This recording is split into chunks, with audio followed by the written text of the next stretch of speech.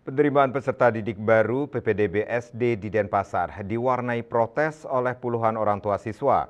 Mereka mempertanyakan anaknya memperoleh sekolah jauh dari rumah. Mereka mendatangi kantor Dinas Pendidikan Kepemudaan dan Olahraga Disdikpora Kota Denpasar.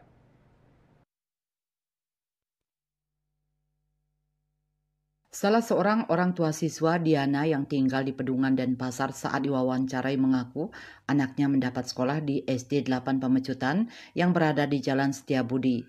Ia mengaku sudah cukup lama tinggal di Pedungan dan telah memiliki surat domisili.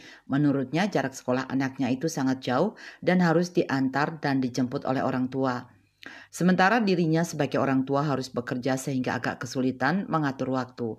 Kedatangannya ke Disdikpora untuk mengajukan permohonan agar anaknya bisa sekolah di dekat kosnya di Pedungan. Hal yang sama juga diungkapkan oleh Rian, orang tua siswa yang tinggal di Sanglah. Dari 3 pilihan saat pendaftaran, ketiganya ia memilih SD 24 Daupuri yang dekat dengan tempat tinggalnya. Akan tetapi anaknya dapat sekolah di SD 11 Daupuri.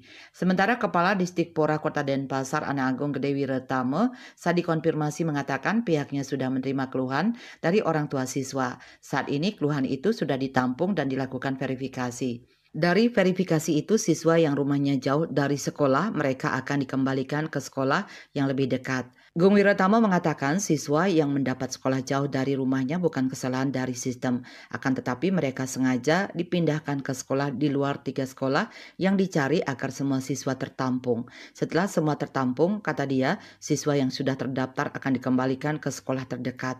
Widya Stuti, Bisnis Bali melaporkan.